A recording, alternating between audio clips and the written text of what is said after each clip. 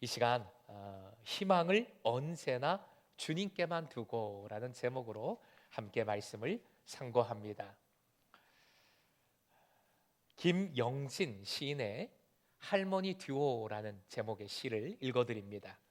할머니 듀오, 시를 좀 띄워주시면, 목욕탕 다녀오시나 두 분 할머니 껍질 벗긴 삶은 계란마냥 하얗고 맑은 얼굴로 서로 얘기 나누시며 걷는다. 동생, 이제 집에 가면 뭐 할란가? 뭐 하긴요, 시장에나 갈라요. 장에는 뭐 하러 갈라고 그런가? 영감 팔러 갈라 가라요. 갈라 가라요. 참 말이 엥? 얼마에 팔라고 그란디? 5천만 원만 주면 팔라고 그라요. 오메야, 팔릴란가 모르겠네. 그란디 그 돈 받으면 어디다 쓸라고? 1,000만 원짜리 영감 있으면 바꿀라고 그라요. 모욕 바구니 나란히 든 두 분, 구부러진 등 뒤로 햇살이 깔깔깔 빛난다. 이 사회복지사인 시인은 이 두 분 할머님이 실제로 대화를 나누는 것을 이렇게 시로 옮겼다고 합니다. 이 시를 보면 연로한 두 노인의 삶의 무게가 느껴져요. 하지만 그럼에도 웃음이 나오는 그런 좀 이중성을 가진 시이지요. 오늘 본문이 그렇습니다. 시편 71편, 오늘 본문이 들어있는 이 시편 말씀도 이러한 이중성을 가지고 있는 말씀입니다. 다윗이 말년에 이 시를 지었고 아들 압살롬의 반역이, 그 고통이 이 시의 배경이라고 일부 학자들은 말을 하지만 사실 분명치는 않습니다. 분명한 것은 두 가지입니다. 첫 번째로 분명한 것은 이 시편 기자의 나이가 어떨까요? 많을까요? 적을까요? 아까 읽었는데 많습니다. 한 가지 분명한 것, 첫 번째 분명한 것은 이 시편을 지은 이가, 고백하는 이가 나이가 많아요. 연로한 노인입니다. 18절 보지요. 18절 앞부분 함께 읽습니다. 시작. 하나님이여, 내가 늙어 백발이 될 때에도 나를 버리지 마시며. 앞으로에 대한 얘기가 아니라 지금의 상태예요. 지금 백발 노인이에요. 어떤 분은 살면서 가장 큰 충격을 코털 때문에 받았다고 그래요. 코털. 재밌지요? 이상하지요? 아침에 세수를 하고 거울을 보는데 가끔 그럴 때가 있잖아요. 코털이 삐져나와 있더래요. 그런데 이렇게 보니까 그 코털이 흰색이더래요. 처음 본 거죠. 아니, 머리도 검은데 아니 왜 코털이? 깜짝 놀라서 충격을 받았다는 거지요. 아니, 내가 이렇게 나이가 들었나? 늙음은 낡음이라는 생각을 합니다. 이렇게 색도 낡아지고 몸도 낡아지고 마음과 생각도 낡아지기 때문이지요. 죄송한 말씀이지만 저도 그런 것 같아요. 뭔가 낡아지는 것 같은 그런 마음이 듭니다. 뼈에서 칼슘 빠지듯 기력도 웃음도 희망도 자꾸 빠져나가는 거지요. 그러다 보니 난 어떻게 보나, 날 왜 이렇게 대하나, 자꾸 섭섭한 마음이 먼저 앞섭니다. 그 마음 속에서 수치심이 마음에 가득할 때가 많아요. 오늘 말씀이 그것을 잘 보여주죠. 이 시편 71편은 실제 그 처음과 끝부분에 모두 수치심이라는 표현이 나오고 있습니다. 살펴볼까요? 1절에 이런 표현이 나와요. 내가 영원히 수치를 당하게 하지 마소서. 마지막 구절인 24절에는 나를 모해하려 하던 자들이 수치와 무한을 당함이니이다. 수치심이라는 표현이 처음과 끝부분에 나오고 있지요. 분명한 사실, 이 시편 기사는 늙음, 낡아짐으로 수치심이 가득한 노인이라는 사실입니다. 두 번째 분명한 것이 있습니다. 이 노인의 처한 상황이 좋다, 나쁘다? 나쁘다. 그것도 그냥 나쁘다가 아니라 매우 나쁩니다. 다른 이로부터 공격을 받는 상황인데 목숨이 위기에 처한 그런 상황이에요. 13절 공동 번역으로 같이 읽어보겠습니다. 시작. 내 목숨을 노리는 자들, 망신에 망신을 당하게 하시고 나를 해치려는 자들 모욕과 창피를 당하게 하소서. 목숨이 위태로운 상황에서 시편 71편은 이렇게 대적에 대한 저주로 가득합니다. 저주의 말씀이 참 많이 나오고 있어요. 얼마나 힘들었으면, 얼마나 속이 상했으면, 얼마나 위험하면 이렇게까지 저주를 하고 있겠습니까? 언젠가 교우들과 함께 신방을 가는데 함께 하신 분들이 다 어르신들이었어요. 그때 나이에 관해서 얘기를 하면서 어떤 분이 이런 얘기를 하시더라고요. 늙으면 다시 아이가 돼요. 그것도 말 안 듣는 아이가 되는 것 같아요. 그러니 목사님 힘드시죠? 노인의 삶 자체가 힘이 듭니다. 다시 아이가 된 것 같고, 노인의 삶 자체가 어려운데 이렇게 고난까지 닥치면 그것을 어떻게 감당할 수 있겠습니까? 그러니 두려움 속에서 외칠 수밖에 없지요. 18절 전반절 쉬운 번역으로 한 번 더 읽어보겠습니다. 시작. 내가 이제 늙어서 머리카락에 희끗희끗 인생의 서리가 내렸어도 하나님 나를 버리지 마십시오. 마치 모든 것에 버림당한 외침 같지 않아요? 내 인생이 이렇게 서리가 내린 듯 낡아졌는데, 희어졌는데, 몸과 마음이 다 낡아졌는데 나를 버리지 마옵소서 간절히 외치고 있습니다. 이게 분명한 사실이지요. 시편 기자 이 노인은 감당할 수 없는 고통과 위험 속에 빠져 있습니다. 자, 이제 이 본문이 들어있는 시편에 대한 정리가 어느 정도 되었어요. 이 시편 71편은 노인이 심한 고통 중에 고백하고 있는 말씀입니다. 그러기에 백발에 대한 한탄과 그 고통 고난을 주는 원수에 대한 저주가 가득해 보여요. 그런데 이 시는 그런 내용이 다가 아니지요. 이 말씀을 꼼꼼히 살펴보면 서두에 이중적이라고 말씀을 그래서 드린 것인데, 저주와 고통과는 완전히 다른 고백이 또 나오고 있는 것을 봅니다. 희망에 찬 고백, 찬송, 감사의 고백이 또 한 줄기로 이 시편에 흐르고 있어요. 이런 고백에 집중하면 시가 완전히 달라집니다. 달라 보입니다. 희망의 시가 됩니다. 절망이 아니라, 원망이 아니라, 분노가 아니라 찬양의 시, 감사의 시가 됩니다. 시편 기자가 갖는 희망, 어떤 희망일까요? 20절에 잘 나타나 있습니다. 20절 말씀 우리 세 번역으로 함께 읽어보겠습니다. 시작. 주님께서 많은 재난과 불행을 나에게 내리셨다. 그러나 주님께서는 나를 다시 살려주시며 땅 깊은 곳에서 나를 다시 이끌어내어 주실 줄 믿습니다. 조금 말씀을 쉽게 바꿨는데 노란 부분 한 번 더 읽어볼까요? 시작. 주님께서 많은 재난과 불행을 나에게 내리셨다. 참 이상하고도 놀라운 고백이지요. 내가 겪고 있는 이 재난과 불행, 그것도 많은 아주 심한 재난과 불행도 주님께서 허락하신 것이다 라고 고백을 하고 있어요. 그런 고백이 어떻게 이렇게 나올 수 있을까? 말씀을 계속 띄워놔 주십시오. 근데 그 다음이 중요해요. 그 다음 바로 이어지는 표현 뭡니까? 그러나를 그냥 넘어가시면 안 돼요. 그러나 이런 노란 부분에 이런 재난과 불행이 가득한 상황인데, 그러나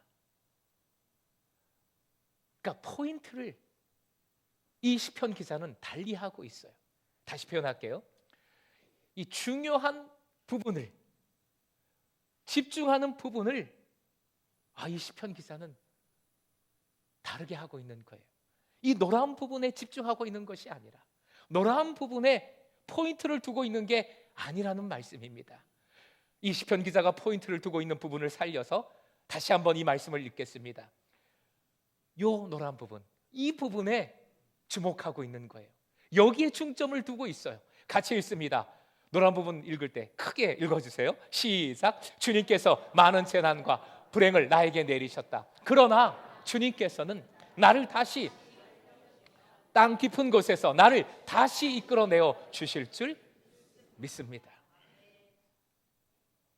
제가 그러나 하면 여러분 다시, 그러나 다시 9시에는 잘 안 됐는데 그 와중에도 또 저 따라 하시는 분이 계시긴 하지만 그래요. 이게 중요해요. 그러나 다시, 아예 그러나 다시의 믿음이라고 표현을 하고 싶을 정도예요. 이 연로한 시편 기자는 고통의 상황 속에 거기에 방점을 찍지 않고 거기에 중점을 두지 않고 그러나 다시 하나님께서 살려주실 것을, 그러나 다시 하나님께서 이끌어내어 주실 것을 원어상으로는 올려주신다는 거예요. 올려주시는 거, 올라가는 겁니다. 날아 올라가는 거예요. 다시 올라가게 해 주실 것을 믿습니다. 거기에 집중하고 있는 거예요. 그러나 다시의 믿음, 그 믿음으로 끝까지 주님을 신뢰하고 있습니다.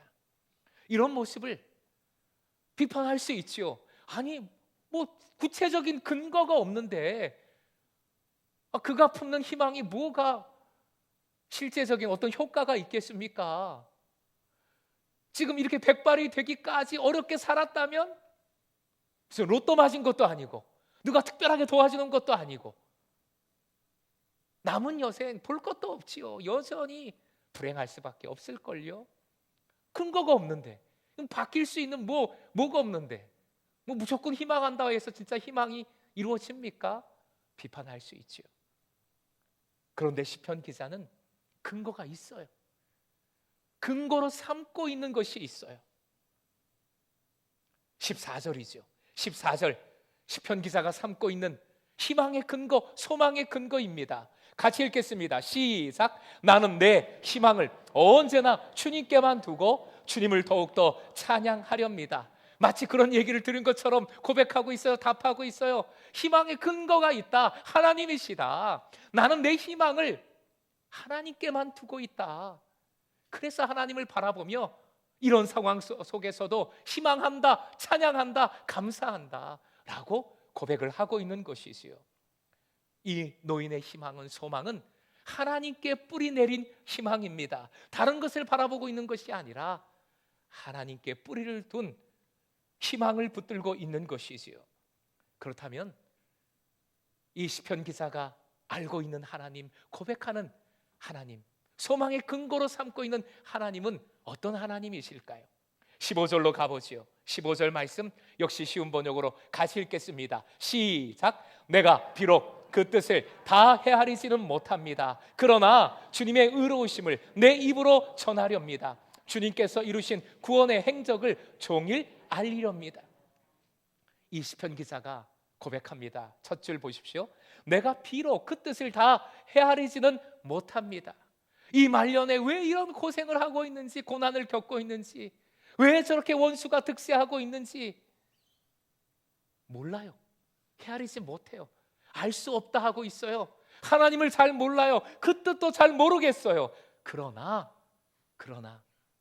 다시의 믿음이에요. 그러나 한 가지는 알아요. 한 가지는 확실하게 붙들고 있어요. 뭡니까? 따라해 주십시오. 주님의 의로우심, 의로우신 하나님이신 것만은 확실하게 알고 붙들고 있습니다. 의로우심이 뭐예요? 의로우심, 의롭다. 복잡하게 생각하지 말라 말씀드렸어요. 세 번째 줄에 구체적으로 다시 표현이 되고 있어요. 주님께서 이루신 구원이에요. 구원. 주님의 의로우심이 뭐냐? 주님께서 이루어주신 구원이에요. 예수 그리스도를 통하여 우리에게 허락해 주신 구원, 그것이 주님의 의로우심이에요. 예수 그리스도를 내어주신 이가 다른 것을, 더 좋은 것을 당연히 우리에게 허락해 주심을 믿으시기 바랍니다. 그것만은 알고 믿고 있는 거예요. 주님의 의로우심, 구원. 결국 이 시편 기자가 희망의 근거로 삼고 있는 하나님은 의로우신 하나님이지요. 읽어보겠습니다. 이렇게 정리를 해보죠. 같이 읽습니다. 시작. 의로우신 하나님, 구원을 이루시는 하나님, 이 하나님께 소망을 두고 있습니다. 소망의 근거가 의로우신 하나님, 구원을 행하시는 하나님이에요. 얼마나 이 고백을 확고하게 하고 있는지요. 이 말씀을 보면 본문으로 삼은 15절, 16절, 19절에 의로움, 째다카라는 단어가 3번이나 반복되고 있어요. 그리고 그뿐만 아니라 이 의로우심과 연결되는 구원과 똑같은 의미의 그런 여러 가지 다양한 표현들을 오늘 본문으로 삼은 9절마다 고백하고 있습니다. 다 제가 모아봤어요. 화면 보시죠. 16절에 주님의 능력, 17절 그 놀라운 일들, 나타내 보이시는 그 능력, 위대한 일, 다시 살려주심, 다시 이끌어내어 주심.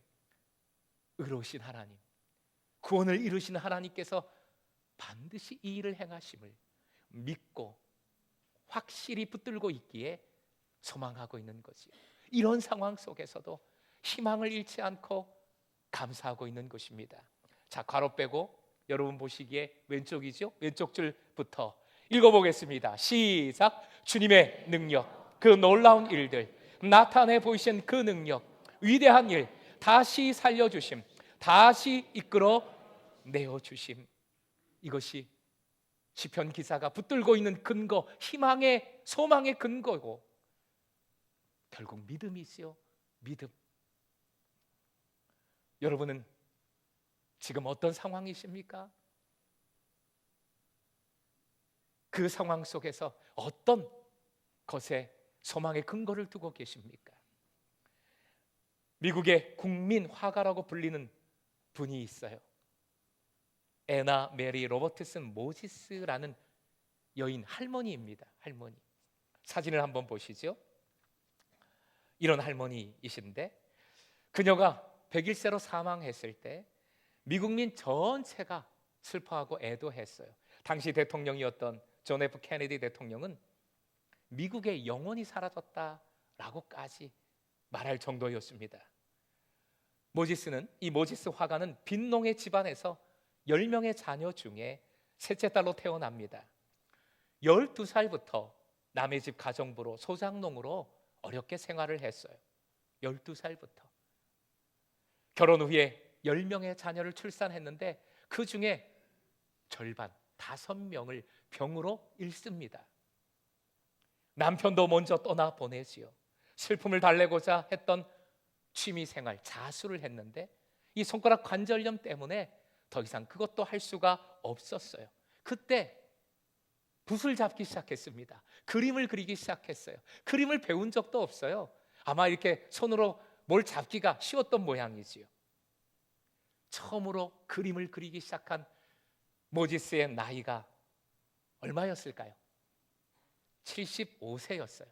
75세. 101세까지 장수를 했습니다. 101세까지 살면서 모지스는 1600여 점의 작품을 남겼습니다. 그 작품들을 한번 보시죠. 네, 저런 그림을 그렸어요. 그림들을 보시면 이 마을 그림들이에요. 주로 마을 그림들. 그 마을 사람들이 그 속에 있고요. 동물들도 나오고. 그리고 그 중심 어딘가에 뭐가 있냐면 교회가 있어요. 교회가. 지금 이 작품은 설탕 만들기로 알고 있는데 처음에 당연히 그림을 그려본 적이 없는 분이 그림을 그렸으니까 마을 사람들에게 나눠주고 마을 그림이니까 공짜로 나눠주고 막 그랬어요. 근데 이 그림이 2006년도에 사후죠. 2006년도에 팔렸는데 얼마에 팔렸냐면 궁금하시죠? 네, 궁금하시죠? 네, 얼마에 팔렸냐 하면 제가 적어놨는데 우리나라 돈으로 기억해요. 우리나라 돈으로. 당시의 환율로 따지면 14억. 예, 우리 지금도 이제 놀라시네. 17억 정도 되는 거죠. 17억 정도.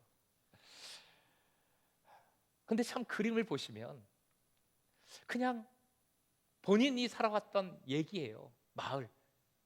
그죠? 교회. 크리스마스. 감사절. 이런 내용들이 담겨 있어요. 그래서 그림을 보고 있노라면 대단한 것 없어도 괜히 마음이 따뜻해집니다. 이분이 이런 얘기를 했어요. 사실 살아온 삶이 녹록지 않은 삶이었잖아요. 그녀는 이런 얘기를 했습니다. 무엇을 해도 세월은 흘러갑니다. 별 수 없지요. 하지만 믿음이 있으면 그 무엇이라도 극복할 수 있어요. 그녀의 이름이 모지스인데 성경에 나오는 이름이에요. 어떤 이름일까요? 우리 발음으로 하면 모세의 영어 발음 모지스예요. 그러니까 여자 아이가 태어났는데 이름을 모세라고 지은 거죠. 모세의 삶 여러분 잘 아시지 않습니까? 말년의 그 40년의 광야 생활 속에서도 마지막에는 참다 그 바위를 내치는 바람에 그렇게 그리던 가나안에 들어가지도 못했잖아요. 그러나 끝까지 주님께 순종하고 주님을 바라봤던 사람, 마치 그 모세처럼 이 모지스 화가도 하나님께 뿌리를 내린 소망으로 그 삶을 끝까지 살아갔던 것이지요. 살아내었던 것이지요. 사람들은 그녀를 보면 말했습니다. 조금만 더 일찍 그림을 그리셨으면, 75세가 아니라 조금만 더 일찍 그리셨으면 얼마나 좋을까요? 뭐 돈도 많이 벌고 뭐 여러 가지 그런 의미가 담겨 있겠죠. 그때 모지스는 이런 얘기를 했습니다. 이런 얘기를 했어요. 제가 읽어드립니다. 사람들은 늘 내가 늦었다고 말했어요. 하지만 사실 지금이야말로 가장 고마워해야 할 시간이에요. 진정으로, 이 부분은 같이 읽겠습니다. 같이 읽죠. 시작. 진정으로 무언가를 추구하는 사람에겐 바로 지금이 인생에서 가장 젊을 때입니다. 무언가를 시작하기에 딱 좋은 때이지요. 마지막 노란 부분 시작. 무언가를 시작하기에 딱 좋은 때이죠. 딱 좋은 때 하니까 내 나이가 어때서 뭐 요 가사도 뭐 생각나기도 하고요. 여기서 따왔나요? 설망과 원망, 두려움이 아니라 여러분의 삶 속에서 소망을 품고 계십니까? 소망을 품고 계세요? 희망을 갖고 계세요? 그런데 그 소망이 뭐 어떤 물질이나 세상 것에 있는 것이 아니라 하나님께 뿌리를 둔 소망, 바로 그 소망을 가지시길 축복합니다. 사랑하는 예배자 여러분, 내가 알 수도 없고 어떻게 할 수도 없는 것에 연연해하지 마십시오. 집착하지 마십시오. 우리의 나이가 어떠하든지 나의 상황이 어떠하든지, 그러나 다시의 믿음으로 다시 시작해야 하겠습니다. 소망을 오직 하나님께 다시 두십시다. 지금이 딱 좋을 때입니다. 소망을 하나님께 두기 딱 좋을 때, 그래서 새로운 은혜를 누리기 딱 좋은 은혜의 때인 줄 믿습니다. 오직 하나님께 소망을 둔 믿음으로 낡음이 날아오름으로 불행이, 고통이 형통으로 바뀌어지는 그 놀라운 주님의 구원의 역사를 누리는 여러분 한 분 한 분 되시길, 우리 공동체가 될 수 있기를 주님의 이름으로 축원드립니다.